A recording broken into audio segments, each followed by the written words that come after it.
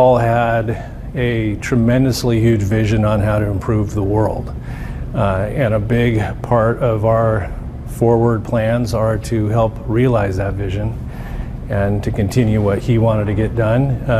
And that's how we're rallying together today and this week and the next weeks to carry that banner into the future for him. Paul Allen, with his friend Bill Gates, went to a private school in Seattle called Lakeside School, and at that school they discovered time sharing. Using a teletype terminal, they could log into a computer remotely, and that was the start of a big friendship, lifelong friendship in fact.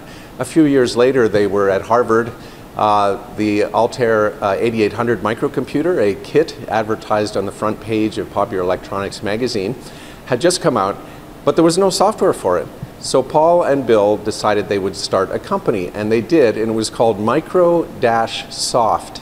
They later dropped the dash and just called themselves Microsoft. Bill and Paul had almost the whole field to themselves. Not entirely, but they made some very strategic moves and ended up with control of the market, such that by 1990, 90% of all computers in America actually ran some Microsoft operating system. I think all of the things that Paul has done has demonstrated to us what we all wish we would have done given the opportunity. You know, the extraordinary wealth that came in their way because of the great ideas and the concepts and the principles opened up a doorway for him to give back to the place that he was so connected to, and he did it any way he could, and he's always been that way. And it happened to come out in the world of sports, and this fantastic franchise that he was able to construct and support, and the stadium and all of the things in the 12s and all of the amazing things that have come because of that, his inspiration early on.